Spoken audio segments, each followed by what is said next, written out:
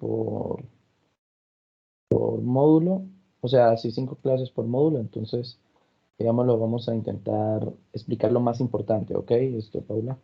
Bien, entonces, voy a iniciar a compartir pantalla para continuar donde nos quedamos el día de ayer. Muy bien. Bueno, entonces, como veníamos diciendo, los diferentes, allá explicamos más o menos qué significaba, más o menos no, pues explicamos qué era UML, en qué consistía, para qué se usaba, ¿cierto? Hoy estamos entrando a profundizar en cada uno de los diferentes diagramas. Recuerden que son 9, ¿no? Pero los dos más usados, o los dos, digamos, que más se usan son los diagramas de casos de uso y los diagramas de clases, siendo estos últimos, o sea, los diagramas de clases, los más usados a nivel internacional. Entonces son los que más configuraciones tienen, por lo tanto es el que más nos vamos a demorar, pero después de haber visto sus diferentes partes, pues obviamente ya podremos entrar a trabajar común y corriente. Entonces, eh, como veníamos diciendo, los diagramas de clases están compuestos por 3 elementos. Eso lo explicamos ayer, que ven el título, los atributos, que son las características de la clase. Poníamos de ejemplo entonces la papelería, la clase clientes, y en clientes cuáles eran los atributos, nombre, dirección, teléfono, ese tipo de cosas. Decíamos aclarar que después de los 2 puntos siguen es el tipo de datos que llevan. Por ejemplo, en un nombre pues serían tipos de datos, cadena de texto, una cadena. Si fueran números, pues si es por ejemplo un teléfono, serían enteros, ¿no? Y así sucesivamente. Aquí nos ponen el ejemplo de la clase de aviones, alcanzamos a ver esto, y vamos precisamente aquí, y vamos a llegar, digámoslo, aquí a la explicación de los diferentes atributos, y aquí fue que nos quedamos. Bien, entonces resulta y pasa que estos atributos, cuando tú los escribes, digámoslo, enfrente van a haber 3 símbolos distintos. Tú lo vas a elegir en el programa. ¿Listo? Si tiene si tiene un pequeño, digámoslo, solamente el puntico, ¿sí? Quiere decir que es un atributo público. Si tiene el candadito, quiere decir que es un atributo privado. Y si tiene la llavecita, quiere decir que está protegido. ¿Qué quiere decir esto? O sea, por ejemplo, veamos esto. Dice entonces los atributos. Bueno, un atributo representa alguna propiedad de la clase que se encuentra en todas las instancias de la clase. Los atributos pueden representarse solo mostrando su nombre y su tipo, incluso su valor por defecto. Los atributos o características de una clase pueden ser de 3 tipos que los definen en el grado de comunicación y visibilidad. Entonces, puede ser público, indica que el atributo será visible tanto dentro como fuera de la clase, es decir, es accesible a todos lados. Esto quiere decir que cuando son públicos, que la mayoría de atributos pues van a ser públicos, se pueden relacionar con cualquiera de las otras clases. Es decir, no están protegidos, pueden hacer relaciones con cualquiera de las otras clases. Es decir, supongamos que usted tiene la clase clientes y en clase clientes tenemos identificación del cliente, ¿cierto? Entonces, esa identificación del cliente, pues obviamente va a relacionarse con las facturas, va a relacionarse con el artículo, bueno, en fin, con los elementos. Entonces, inmediatamente ese valor es público. No obstante, por ejemplo, si yo no quiero que se vea el teléfono de mi cliente para proteger su publicidad, entonces tenemos, su privacidad, perdón, tenemos entonces los atributos de carácter privado. Indica que el atributo solo será accesible desde dentro de la clase. Solo sus métodos lo pueden accesar. Es decir, que este atributo no será visible para las otras. Es decir, si yo, por ejemplo, relaciono el código del cliente con otra clase, inmediatamente eso no le va a dar acceso al nombre ni a los datos porque los puedo tener privados. Ok, en ese caso de que estén privados, solamente podrán acceder, digámoslo, si en algún momento, por ejemplo, se hace alguna relación interna, o sea, se hace algún atributo interno, se aplica un procedimiento interno, entonces inmediatamente puede acceder, de resto no más. Y esos que son los protegidos, indica que el atributo no será accesible desde fuera de la clase, pero sí podrá ser accesado por métodos de clase, además de subclases que se deriven de herencia. Bueno, en este caso que es protegido, no, hay que tener diferenciar privado y protegido. Privado es que no se puede acceder desde afuera bajo ninguna circunstancia, o sea, desde otra clase no se puede acceder. Protegido quiere decir que van a haber ciertas reglas. ¿Sí me van a entender? Es decir, sí se puede acceder siempre y cuando, supongamos, la clase esté relacionada a algún elemento de otra clase, por lo tanto, si están relacionadas con él, pueden hacer acceso. Si no, en caso contrario, pues como dice, hay una serie de reglas. Entonces, si cumplen esas reglas, se accesa, si no, no. Entonces es diferente privado protegido. Privado es que no deje ingresar absolutamente nada y protegido es que si se cumplen ciertas reglas, van a poder ser accesados. ¿Listo? Los atributos definen la estructura de una clase y de sus correspondientes objetos. El atributo define el valor de su dato para todos los objetos pertenecientes a una clase. Ejemplo, aquí vamos a ver algunos ejemplos de atributos: nombre, edad, peso, son atributos de la clase persona; color, precio, modelo son atributos de la clase automóvil. ¿Listo? Identificadores. Bien, aquí era lo que yo les comentaba, o sea, que hablábamos de que, por ejemplo, frente a cada elemento va una descripción, ¿no? Entonces, veamos acá. Entonces, por ejemplo, eh, en el momento de incluir atributos de la descripción de una clase, se debe distinguir entre los atributos los cuales reflejan las características de los objetos en el mundo real y los identificadores, los cuales son utilizados exclusivamente por razones de implementación. Estos identificadores en el Internet de semana no deben ser incluidos como atributos. Ejemplos: número del seguro social, número de licencia de conducir, son identificadores válidos en el mundo real. En cambio, un identificador para distinguir entre objetos de tipo de persona no debe incluir en el diagrama. En la siguiente figura se muestra la forma correcta de incluir un identificador, o sea, un ID, en la clase objeto seguido por la forma correcta. Bien, vamos con este punto, ¿no? Entonces, esto, bueno, esto es muy importante en las bases de datos. En este caso nos están haciendo exclusión, aunque podemos colocarlo, aunque pues obviamente no es lo más aconsejable, y es colocar los identificadores. ¿Qué es un identificador?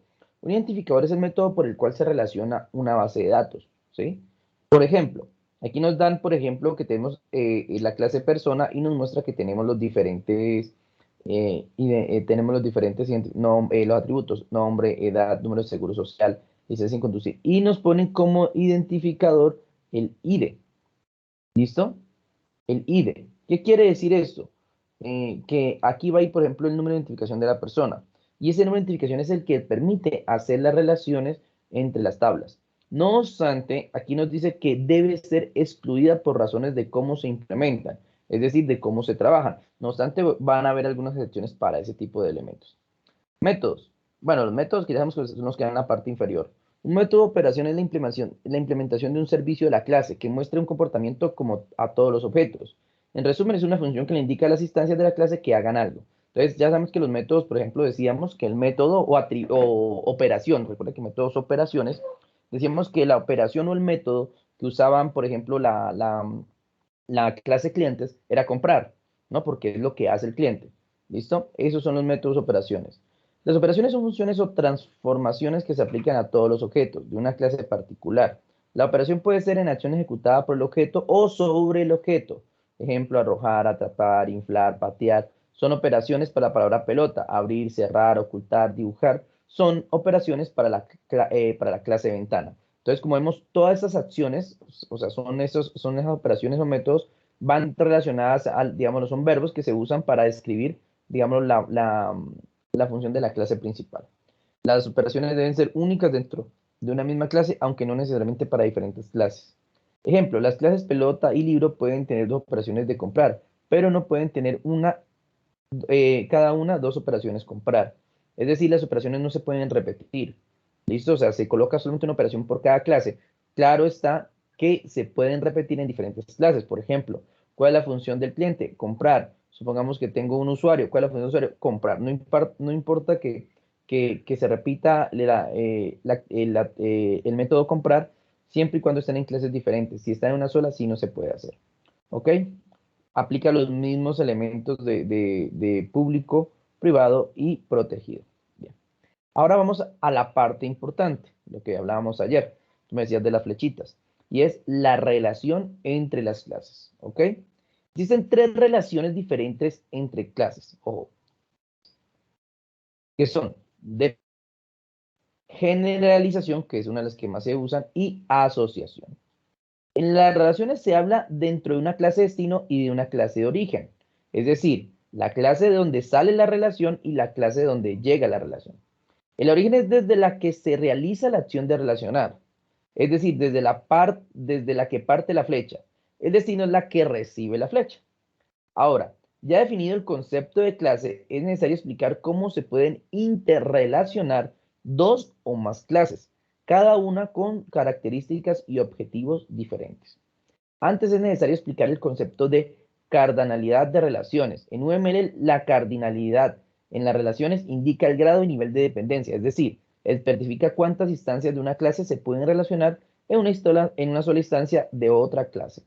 Entonces aquí nos dicen cuáles son, o sea, antes de empezar a explicar las relaciones nos aclaran que las relaciones se pueden ver de ese tipo, uno uno, cuando dos clases tienen la misma, ¿la misma qué? La misma prioridad.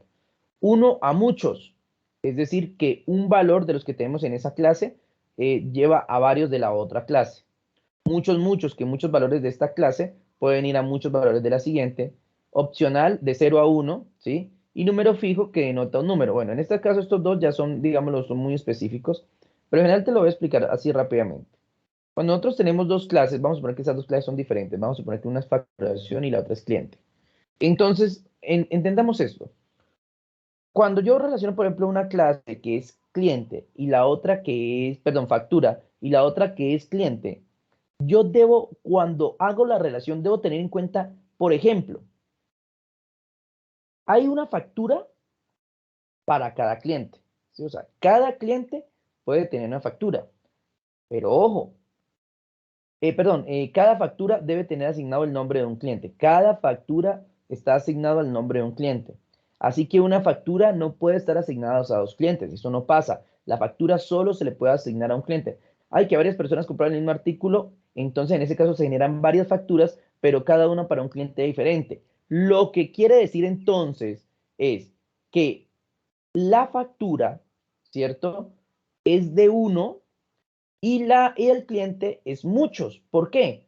Porque si tenemos una factura, perdón, me estoy equivocando, es de un cliente uno y varias facturas. ¿Por qué? Porque solamente, escucha esto, solamente un cliente puede tener una factura, ¿cierto? Pero ese mismo cliente puede generar varias facturas diferentes, cosa que no pasa con la factura. Es decir, con el mismo código de factura, yo no puedo colocar varios clientes. Eso no va a suceder. Cada código de factura es para un solo cliente, pero el mismo cliente puede comprar varias cosas. Por eso entonces, por ejemplo, si el cliente llega a si supongamos, voy a suponer que entonces Paula es el cliente, entonces Paula es el cliente. Como Paula llega y compra algo en la papelería, ¿cierto? Entonces la factura tiene un código, vamos a suponer que es la factura número uno. Entonces, Paula compró la factura número uno, listo. Entonces, ese código pertenece a Paula, es decir, esa factura es de Paula. Paula después regresa y vuelve a comprar. Obviamente, a ella no le van a agregar ese pedido en la misma factura número uno. No, no, no. Tienen que generarle por esta nueva compra otra factura. Entonces, ya supongamos que tiene la factura 4. Entonces, tú tienes la factura 4, pero sigue siendo a nombre de Paola. Es decir, de Paula, perdón. Entonces, es decir, tú eres un solo cliente, pero puedes generar varias facturas. ¿Listo? ¿Sí me va a entender? Tú eres un solo cliente y puedes generar varias facturas, pero la factura uno no puede generarte a ti con otro y con otro cliente. ¿Sí me hago entender? Entonces, la relación que existe ahí es de uno, el cliente es uno, a muchas facturas. ¿Ok? Entonces, eso es lo que debemos tener en cuenta. Sí es un poco complejo, pero es solamente, digámoslo, a medida que vas practicando, vas desenvolviendo esas relaciones. Porque en este caso, vuelvo y te reitero, entonces, son muchas facturas que se pueden generar, pero siempre a un solo cliente cada factura. ¿Sí me hago entender? Si se pudiera, supongamos, poner una factura, o sea, la factura número uno, a nombre de varios clientes, entonces la relación sería muchos a muchos. Pero como no se puede, solamente cada factura va relacionada a un cliente, entonces sabemos que un cliente puede generar varias facturas, pero una factura no puede tener varios clientes. ¿Listo? En ese caso sabemos que la relación sería clientes uno, facturas muchas. ¿Listo? Porque vuelvo y reitero, se puede generar esa cuestión. Ahora hagamos otro ejemplo. Vamos a suponer que entonces la relación factura-productos factura productos. Entonces ahí sí tiene que tener muy claro, entonces, por ejemplo, en este caso los productos, porque bueno, la factura número uno puede llevar varios productos, ¿sí? Puede llevar libros, puede llevar carteleras, puede llevar, bueno, lo que hay en una papelería, ¿listo? Entonces, una factura puede llevar varios productos, ¿listo? Ahora viene la pregunta. ¿Sí? Porque aquí hay que tener en cuenta, digámoslo, un problema, pero eso ya es más técnico, y es que, por ejemplo, ¿qué pasaría si tengo un producto, si tengo varias existencias de un mismo producto? Allí depende cómo lo trabaje la empresa, pero vamos a suponer, vamos a hacer la aclaración acá de que se pueden manejar varios productos, digámoslo, en una sola factura. Entonces, vuelve el punto. La factura número uno, si me va a entender, puede llevar varios productos, ¿ok? No importa si es de la misma u otra referencia. Pero ojo, aquí viene la diferencia. Si hubiera un solo producto de cada existencia, entonces solamente iría un producto por cada factura, que sería una relación de 1 a 1. Pero como dijimos que había el mismo producto con varias existencias, entonces es una relación de 1 a muchos. ¿Ok? Entonces, en ese caso, tomando factura y productos. Ya después haremos un ejemplo más práctico para que te desenvuelvas mejor en eso de las relaciones. ¿Listo? Bien. Entonces, lo hacemos acá. Bueno, comenzamos con el primer tipo de relación. Las asociaciones. Las asociaciones son las que representan, bueno, ya sabemos que, bueno, antes de comenzar, pues reiterarte que estas relaciones son simplemente líneas, ¿no? Cada una tiene su forma o su figura, depende de la que te trabaje. La que más común se usa es esta, asociaciones, ¿no? La asociación son las que representan las relaciones estáticas entre las clases. El nombre de la asociación va por sobre o por debajo de la línea que la representa. Una flecha rellena indica la dirección de la relación. Los roles se ubican cerca del final de una asociación. Los roles representan de manera en que dos clases se ven entre ellas. No es común colocar ambos nombres, el de la asociación y el de los roles a la vez. Cuando la asociación es calificada, el símbolo corresponde, se coloca al final de la asociación contra la clase que hace la de calificador. Bueno, en esa situación, la asociación es simplemente una línea donde la línea lleva el nombre de la asociación. O sea, si es una asociación, simplemente es la línea y lleva el nombre. Ahora bien, si es una asociación que conlleva un elemento o digámoslo, un no se me va la palabra, que lleva, bueno, que conlleva, eh, bueno, una dirección, digámoslo así, o sea, hacia dónde va, hacia dónde se realiza la dirección, entonces lleva una pequeña flechita. Si es de roles, quiere decir que si cada clase tiene un objetivo principal dentro del sistema, pues entonces se le coloca el rol en la parte superior de la que sale y de la parte inferior de la que llega. Y por último, si hay un calificador, que esto es más como todo un filtro, ¿listo? Entonces va, digamos, este pequeño recuadro.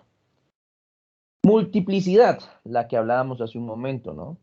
Entonces, ¿cuál es la relación de multiplicidad? La que hablábamos. Puede ser no más de uno, de 0 a 1, de muchos, de 0 a muchos, de 1 a muchos. Las notaciones utilizadas para señalar la multiplicidad se colocan cerca del final de una asociación. Estos símbolos indican el número de instancias de una clase vinculadas o una de las instancias de la otra clase. Por ejemplo, una empresa puede tener uno o más empleados, pero cada empleado trabaja para una sola empresa solamente. Entonces, el ejemplo que decíamos. Entonces, en este caso, la clase empresa, como cada empleado solo puede pertenecer a una empresa, entonces es uno.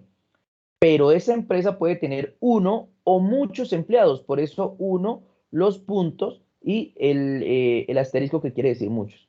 ¿Listo? Uno o muchos empleados. ¿Listo? Entonces, mire, ese es el tipo de relación. Aquí vemos un ejemplo más concreto, como lo que decíamos. Cada empleado puede trabajar cada empleado trabaja solamente para esta empresa. Por eso es uno, la empresa es una. Pero la empresa puede tener muchos empleados, entonces uno a muchos. Bien. Estas son de composición y agregación. ¿Qué es lo que tenemos que tener en cuenta? Hay que tener en cuenta, o sea, tener mucho cuidado porque estas dos se parecen, ¿listo? Pero hay que tener en cuenta cuál es la diferencia. Composición es un tipo especial de agregación que denota una fuente de posesión de la clase todo, de la clase parte se grafica con un rombo diamante relleno contra la clase que representa el todo. La agregación es una relación en la que la clase todo juega un rol más importante que la clase parte, pero las dos clases no son dependientes de una de otra. Se grafica con un rombo diamante vacío con la clase todo. Ojo con esto, mira.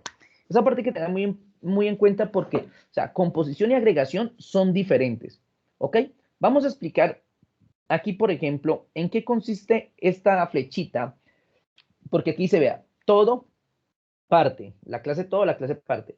Vamos a tomar, por ejemplo, la clase zoológico, ¿listo? La clase zoológico, eh, No, no, pongámoslo así. La clase animales, ¿cómo la coloco? Espérate.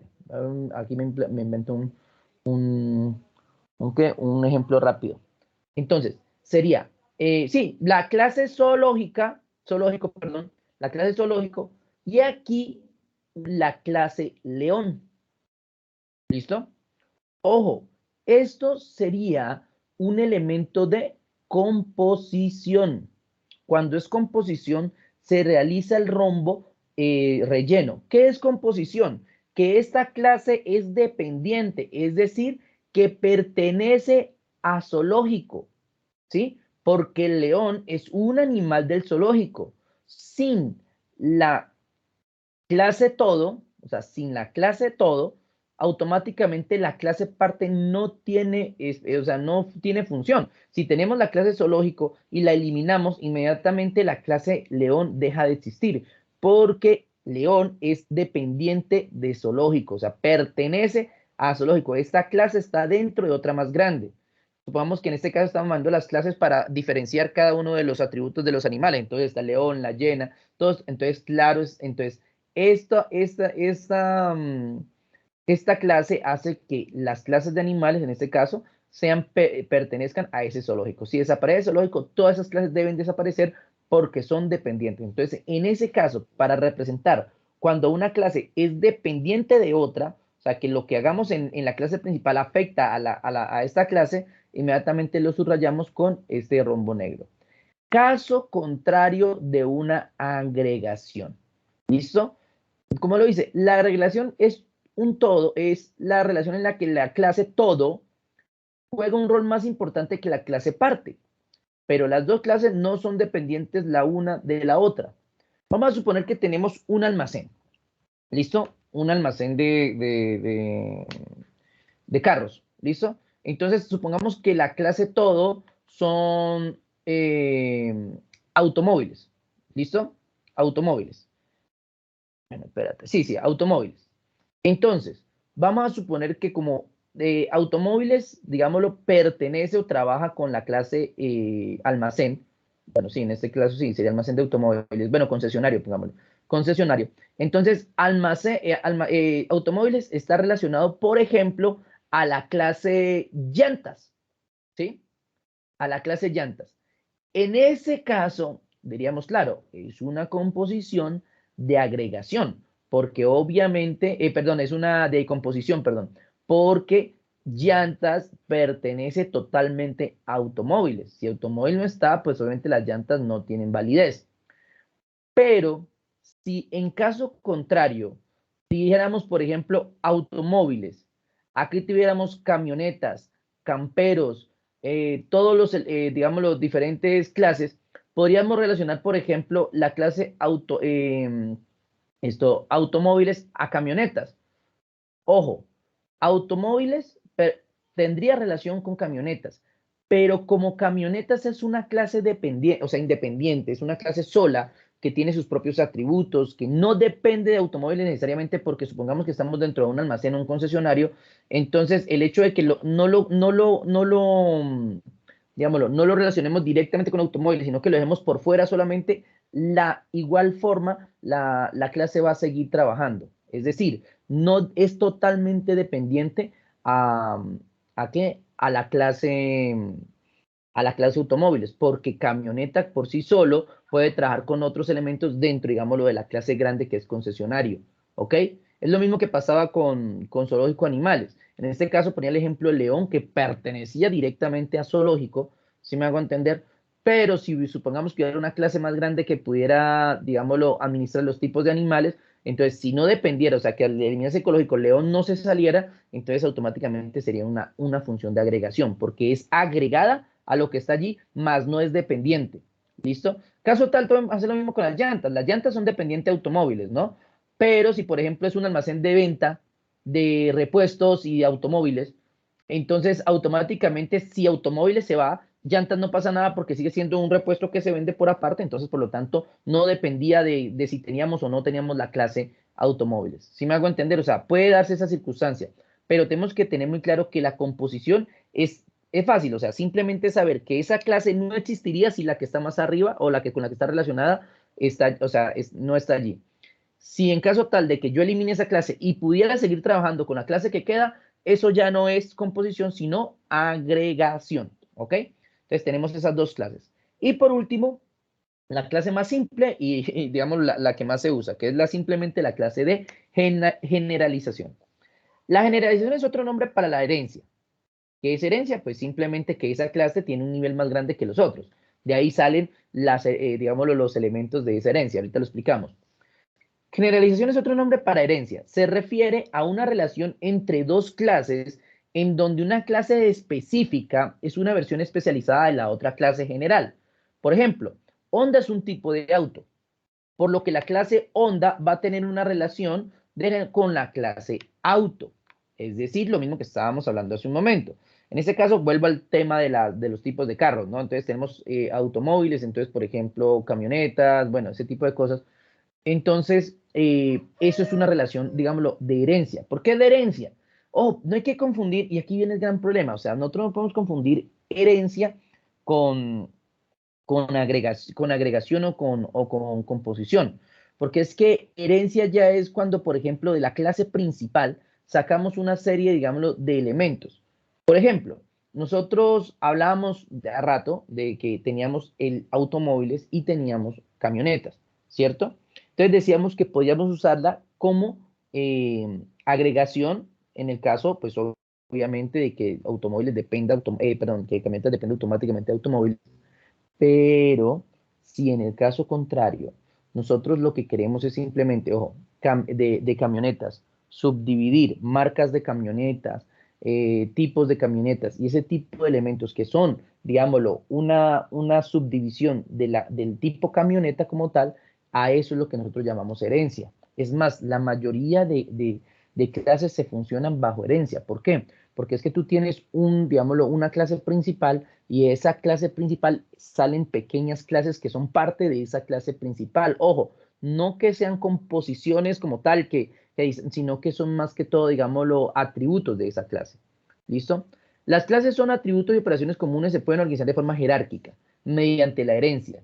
La herencia es una abstracción importante para compartir similitudes entre clases, donde todos los atributos y operaciones comunes o varias clases se pueden compartir por medio de superclases, una clase más general.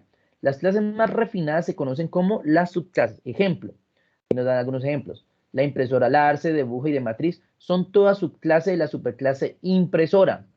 Los atributos generales de una impresora son el modelo, la velocidad, la resolución, mientras que sus operaciones son imprimir y alimentar. ¿Listo? Entonces, bueno, aquí nos van a dar un ejemplo. La herencia es útil para el modelo conceptual, al igual que para la implementación. Como el modelo conceptual es buena estructuración a las clases. Como modelo de implementación es un buen vehículo para no replicar innecesariamente el código.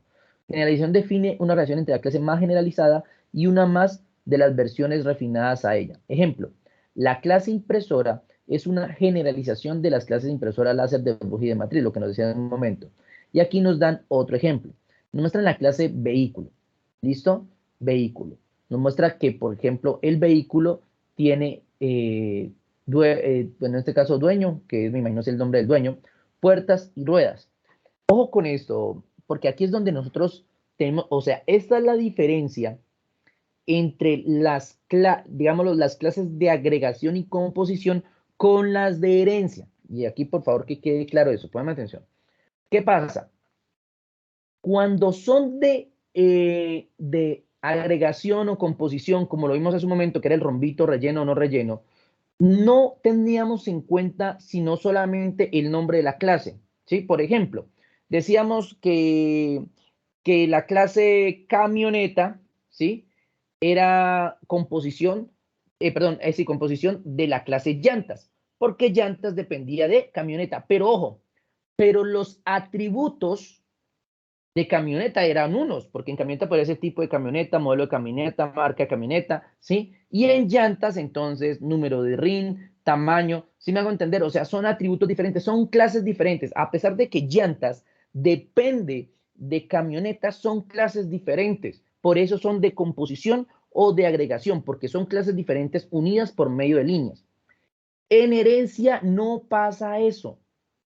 En herencia, y escúchame, esta es la diferencia, en herencia los atributos de la clase principal se mueven, digámoslo, a los otros, a las otras clases. Me explico. Por ejemplo, nosotros tenemos una clase madre, o sea, una clase principal que se llama vehículo, donde ya tenemos puestos los atributos dueño, puertas y ruedas.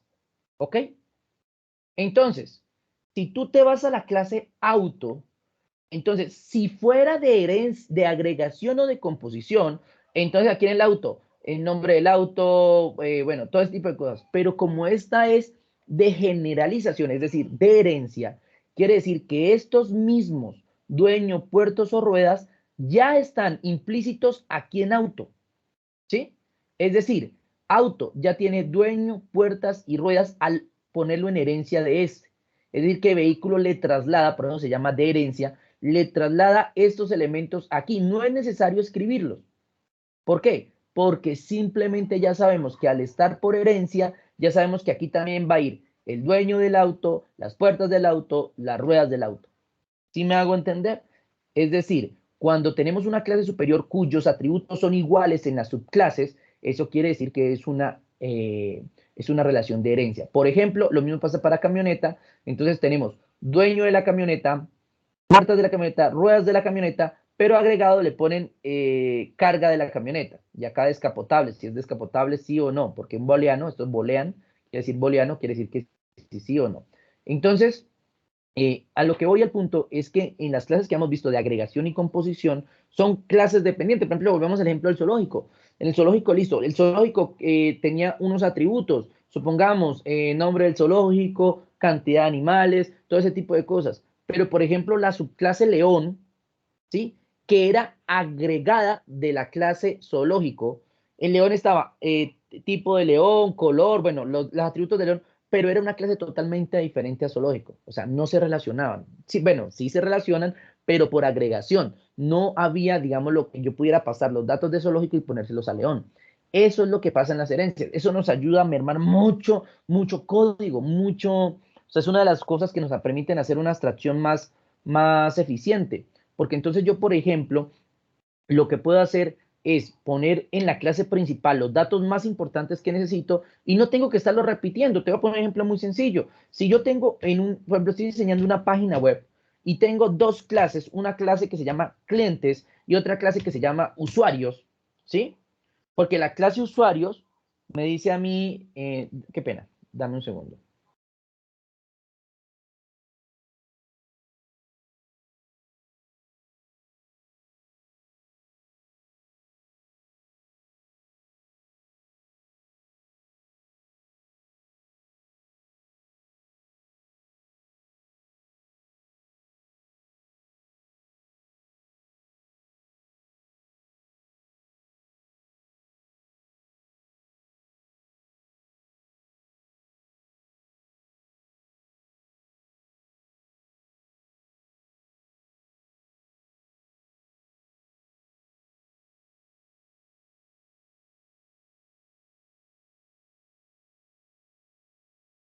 Bueno, entonces vuelvo al punto.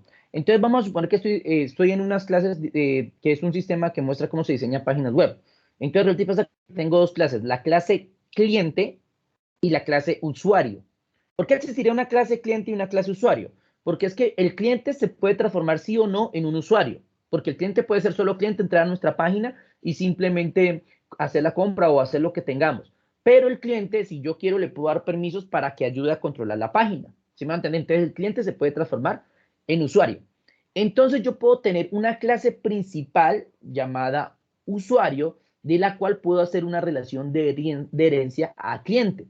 ¿Sí? Entonces, por ejemplo, en usuario tengo nombre del usuario, identificación del usuario, listo, teléfono del usuario, todo eso. Entonces, cuando haga la clase cliente, no tengo que poner otra vez nombre del cliente, no, porque ya puedo colocar, digámoslo, los mismos atributos por medio de la herencia, ya sé que esos mismos atributos los lleva la clase cliente. ¿Sí me hago entender? Entonces, esa es la ventaja.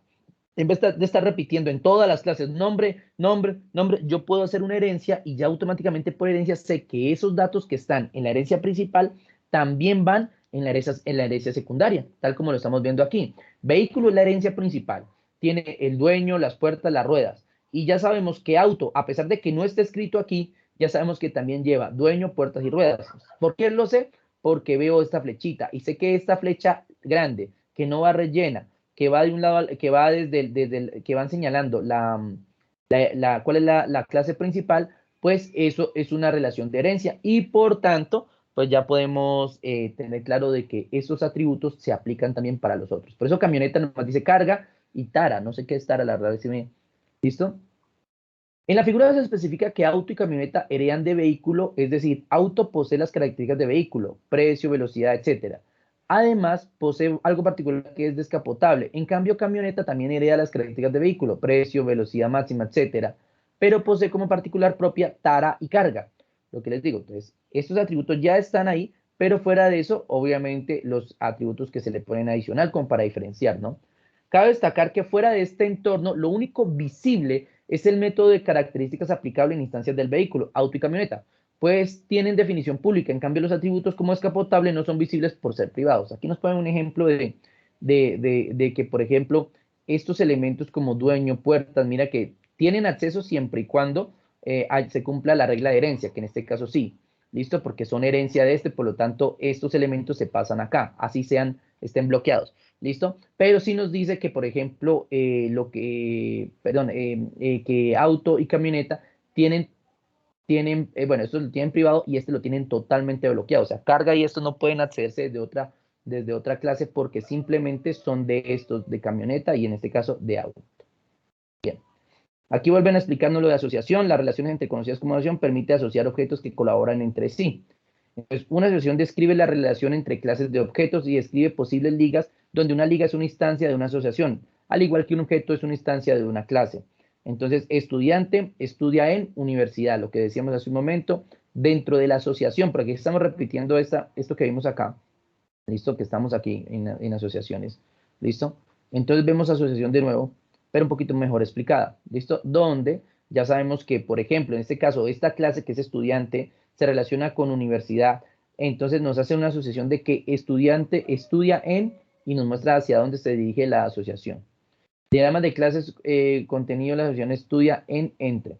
Ejemplo, un cliente puede tener asociadas muchas. Ah, bueno, aquí hay un pequeño error han pegado mal esto. Bueno, listo. Entonces, un cliente puede, aquí ya nos pasamos a composición, que es donde un cliente puede tener muchas órdenes de compra, lo que decíamos, por ejemplo, al rato de las facturas, pero una factura, o sea, una sola factura solo puede pertenecer a un cliente. Por eso, de uno a muchos.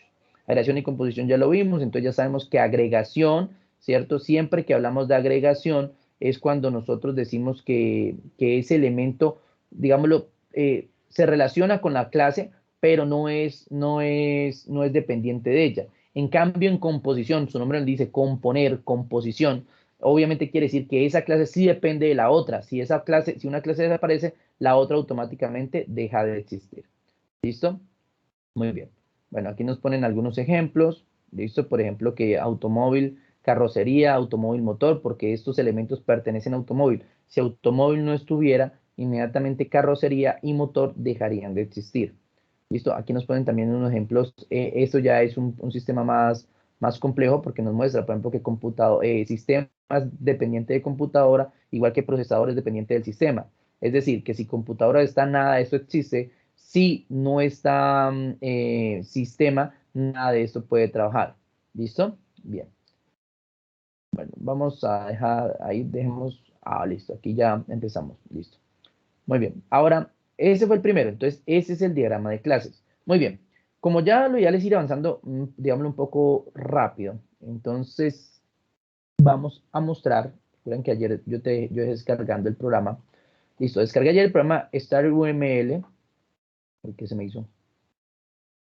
No me descargo. Yo lo descargué ayer. Vendeme un segundo. Ok. Mm, Listo. Ay, en serio se cayeron las. No me di cuenta y se habían caído las descargas. Bueno. No importa, ahí lo dejamos ahorita. ¿Para qué? Para mostrarte cómo funciona dentro del programa. Porque es que dentro del programa hay que saber estipular, digámoslo, estas relaciones y hay que saber exactamente cómo se trabajan, digámoslo, esto, eh, o sea, dónde están los gráficos y dónde está cada uno de los elementos, porque ya sabemos, por ejemplo, las clases. Y es más, de dato curioso, pues sabemos que siempre que arranquemos en el programa, el programa arranca automáticamente con un diagrama de clases, por lo que habíamos dicho. O sea, el diagrama de clases es el diagrama más usado, ¿cierto? Entonces, siempre que arranquemos en el programa, siempre el primer diagrama que tú vas a ver es el diagrama de clases. Bien, continuemos con el siguiente diagrama. Diagrama de objetos. Bueno, ¿qué es el diagrama de objeto? Entonces, pertenece a la clasificación de los diagramas que dan vista estática al sistema. Recuerden que seguimos hablando de los diagramas que muestran la estructura o composición. El diagrama de clases, a pesar de su complejidad, de lo que se encarga es de mostrar cómo está organizado, cómo está estructurado el sistema. ¿Listo? Entonces, lo mismo pasa con diagramas de objetos. Este también pertenece a los diagramas estáticos, a diagramas que digamos lo que muestran la estructura del programa, ¿ok? Entonces, pertenece a la clasificación de diagramas que dan una vista estática del sistema.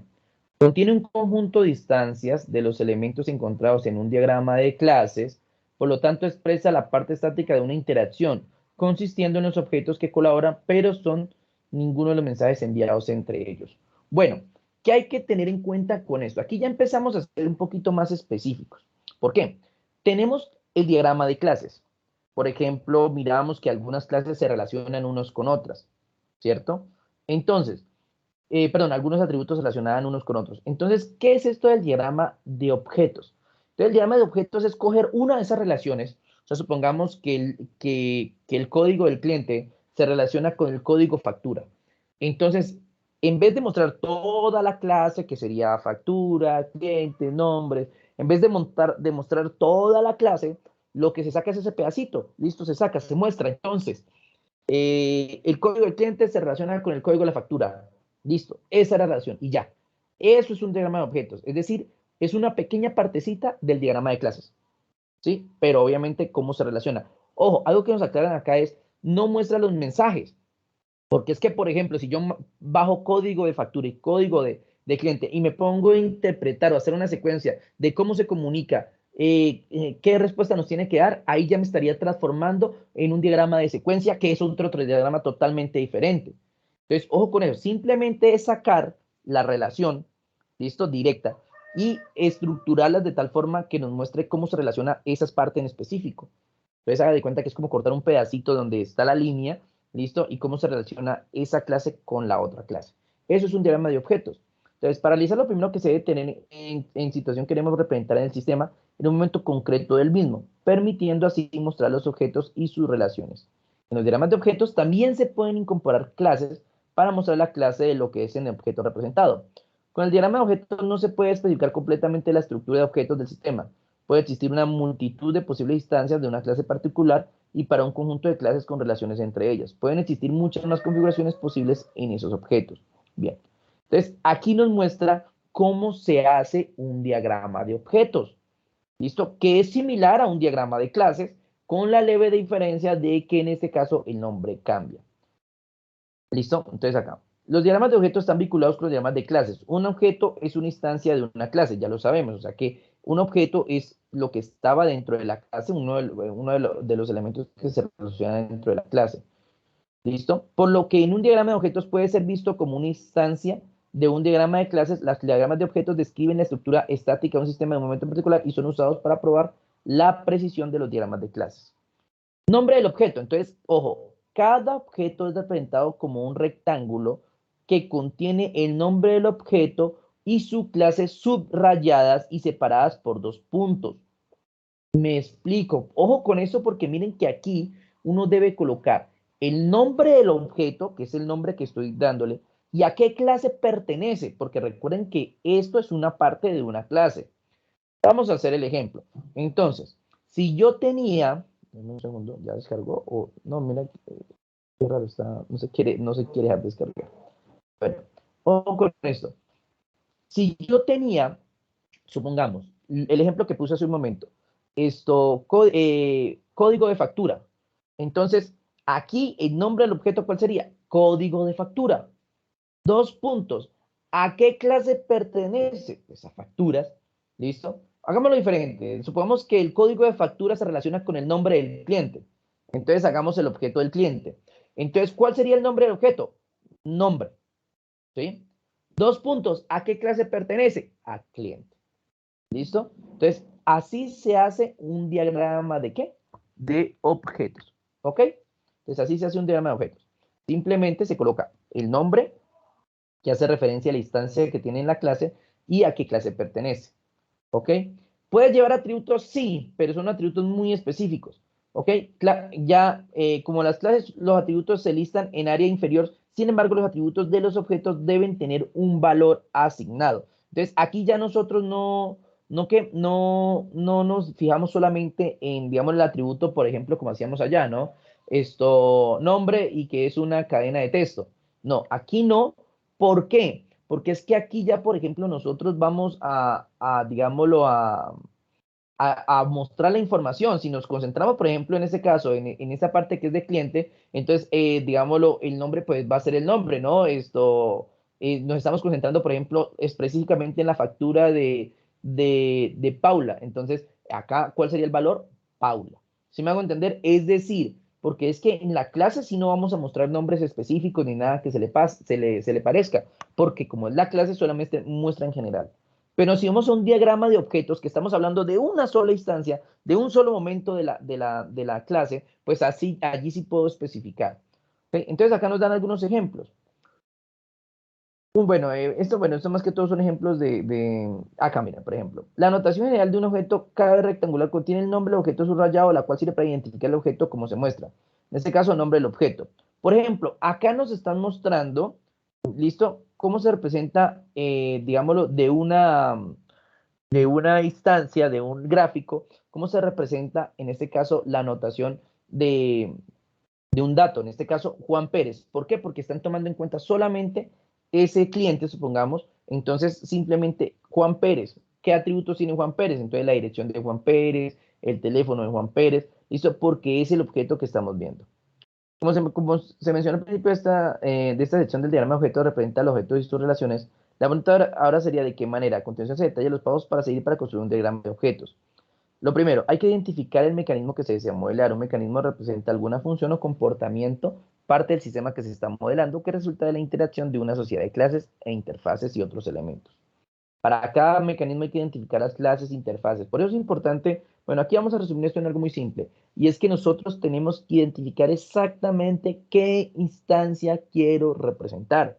Por ejemplo, si estoy en un almacén que vende motos, yo puedo crearme el diagrama de clases de ese almacén, haciendo obviamente una clase que es almacén, otra clase que son motos, repuestos, bueno, infinidad de clases. Pero si, por ejemplo, yo me quiero concentrar en un solo elemento, entonces ahí es donde yo tengo que tener claro, bueno, vamos a analizar si este diagrama de clases es correcto.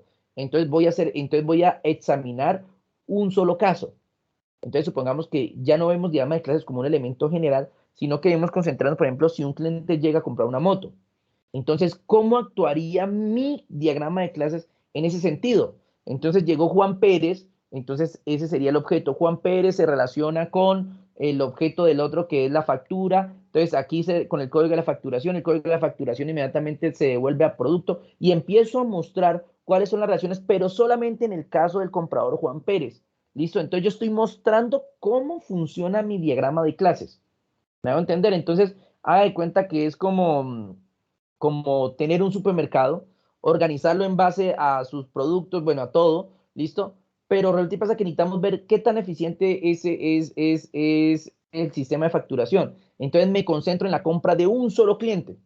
Entonces analizo cómo es el proceso de compra de ese cliente. Ya eso es lo mismo acá. El diagrama de clases es algo muy general, pero cuando nosotros usamos ¿qué?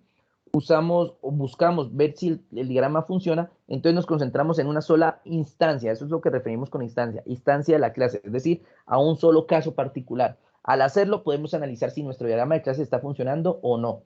¿Listo? Entonces, de eso consiste un diagrama de objetos. Segundo acá. Ok. ¿Listo? Bien. Ahora, Pasamos al diagrama de componentes. Bueno, ahorita tranquilo que ahorita vamos a reforzar toda esta información usando el programa, que obviamente nos hace más fácil y más sencillo trabajar. ¿Listo? Entonces, diagrama de componentes.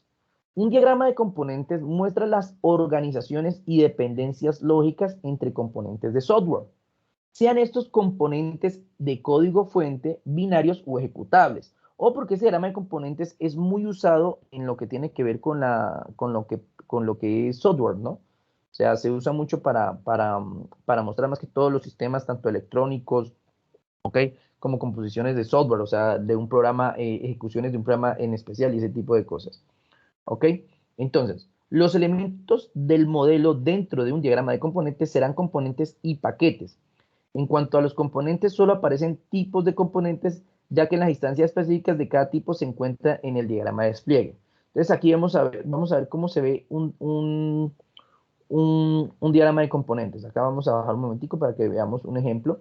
Entonces, un diagrama de componentes es esto. O sea, es algo muy general, algo que me indica cómo funciona, digámoslo, ese bloque de sistema o ese conjunto de líneas de código que hacen. Entonces, porque aquí tenemos que empezar a dividir nuestro sistema, sea nuestro programa, sea nuestro circuito electrónico, lo debemos dividir, digámoslo, en componentes principales, o sea, componentes que hacen una función específica. Y luego, mediante esa función, nosotros comenzamos a relacionarlos con otros elementos. Por ejemplo, en este caso, tenemos, como podemos ver, el elemento componente, que es simplemente un recuadro con dos cuadritos a la orilla. Esto es un componente principal. Es cuando hablamos de que, por ejemplo, supongamos en este programa, esta es la parte que se encarga digámoslo, de analizar la variable. Entonces, ese sería el analizador de variable, el otro sería el que capta, bueno, y empezamos nosotros a crearnos una estructura, digámoslo, ¿de qué? De cómo trabaja el sistema en general. Por ejemplo, si estamos viendo una tarjeta de circuito, entonces, ¿dónde están los elementos de entrada, el transformador? ¿Listo? Entonces, ¿cuál es el regulador del voltaje? Ese tipo, entonces, esos son componentes, o sea, partes del sistema que trabajan en una sola función. ¿Ok?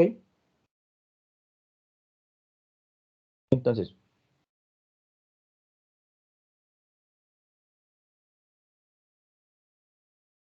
bien.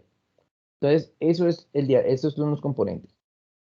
Los componentes poseen una interfaz que simplemente se relaciona por medio de una pequeña, digámoslo, línea con un círculo en la punta. Entonces,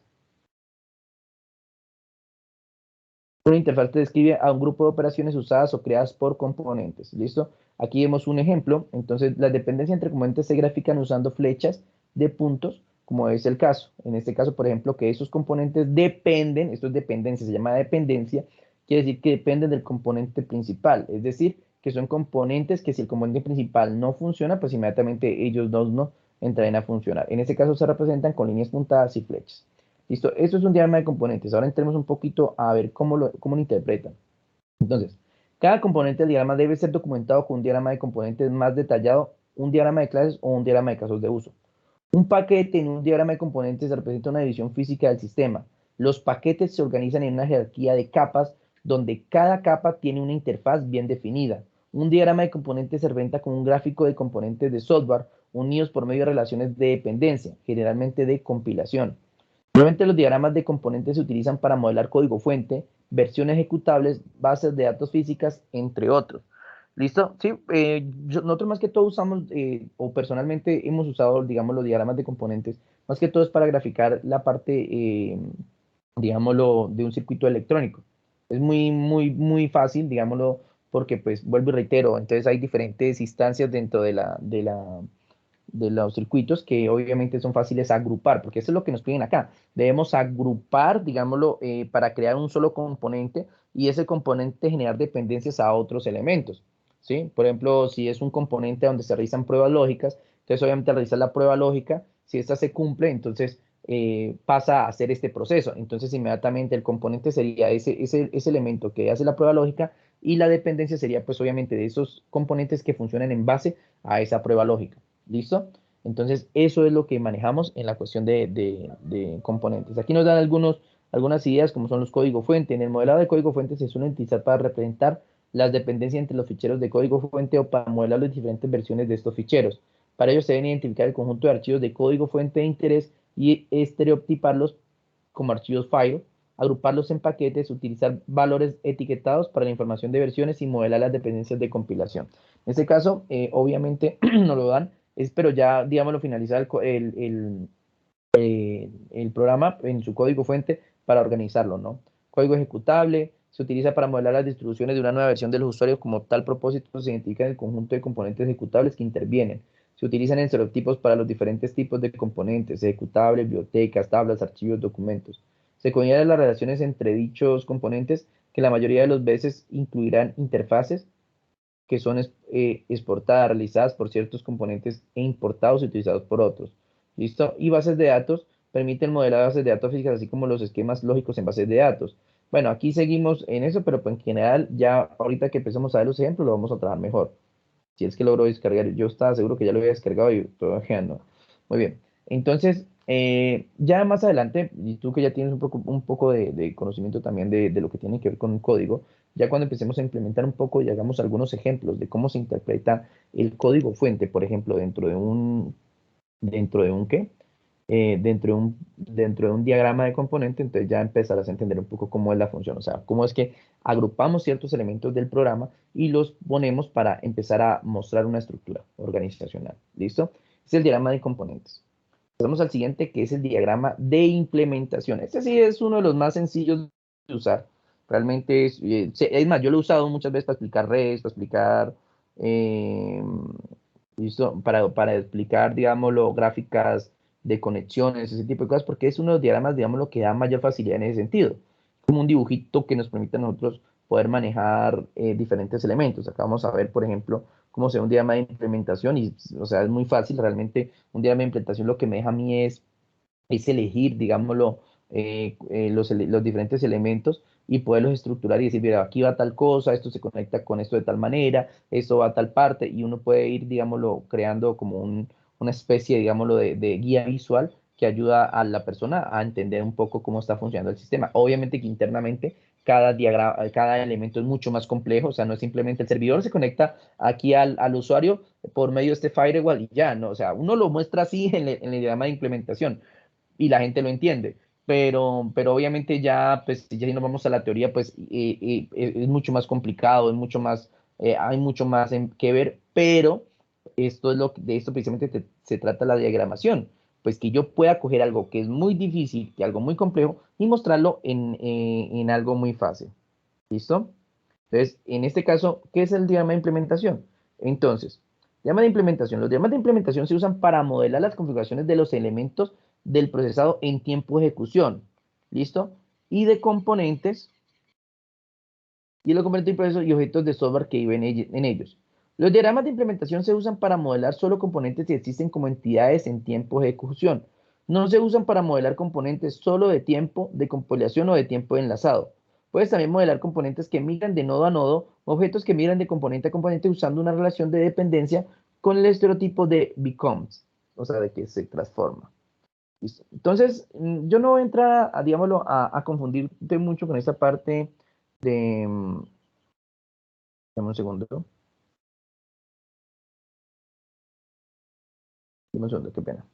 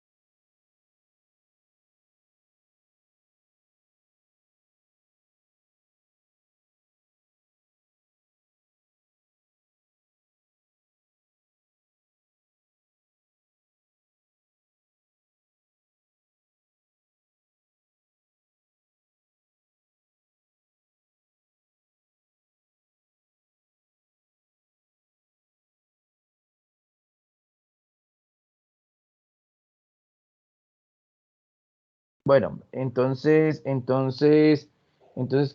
Entonces, bueno, entonces no te voy a confundir mucho en el diagrama de implementación porque realmente no hay mucho que confundir, es más, digámoslo, la parte de que yo lo uso mucho para redes, la verdad es que se usa mucho para conexión de redes porque sirve para representar no solamente elementos físicos, como por ejemplo aquí podemos ver un servidor es un elemento físico, es un computador principal que controla a otros, ¿cierto? Pero vemos que usan un firewall es un programa de protección, es un programa que puede ir dentro del mismo servidor, pero aquí se muestra por un elemento aparte con la intención de mostrar que es un elemento que ayuda a la seguridad, ¿cierto?, del computador. Entonces, por ese motivo se muestra que está fuera del equipo, aunque realmente no, o sea, realmente es un elemento que está dentro del computador. ¿Okay? Este es el sistema de implementación, el diagrama de implementación, ¿listo? Ojo, hasta aquí, entonces, diagrama de clases, diagrama de objetos, diagrama de componentes y diagrama de implementación.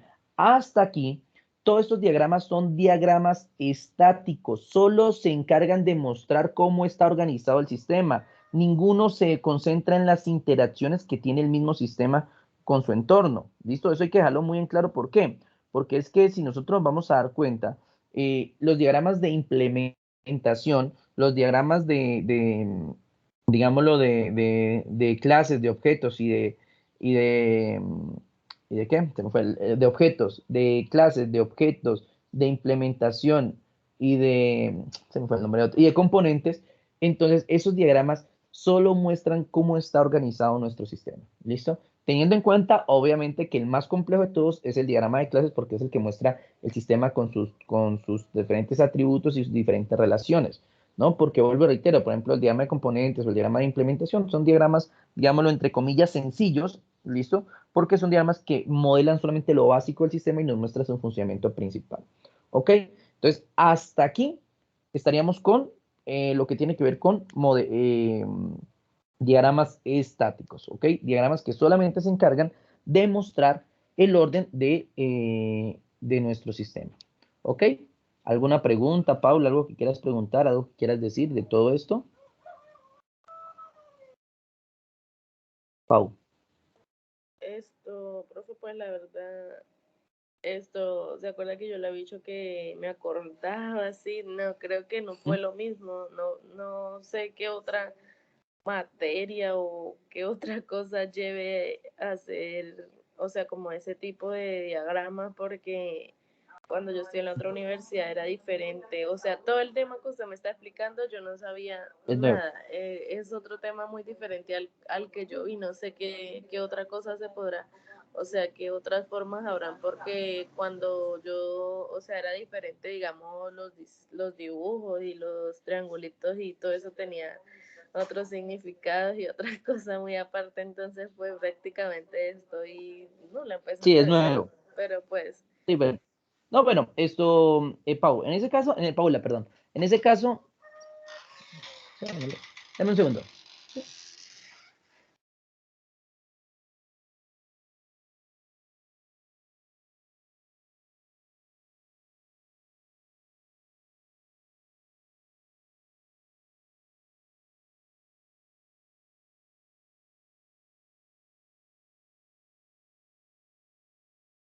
No, sí, Paula.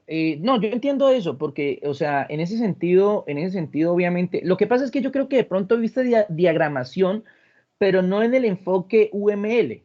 Sí me hago entender, o sea, no como lenguaje de modelado UML, sino que viste diagramación, digámoslo, pero para allá el área, digámoslo, de programación como tal, ¿no? Cómo diagramo, cómo ejecuto y cómo transformo eso en un programa. Creo que por ese lado es, pienso yo. ¿Sí ven? Paula. Hola. profe, qué pena, espera un momentico, es que en el trabajo me están hablando entonces. Dale, dale, dale, dale, dale, dale. No hay problema.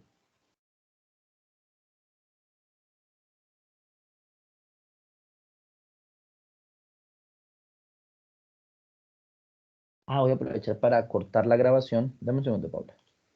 Vamos a cortar la grabación.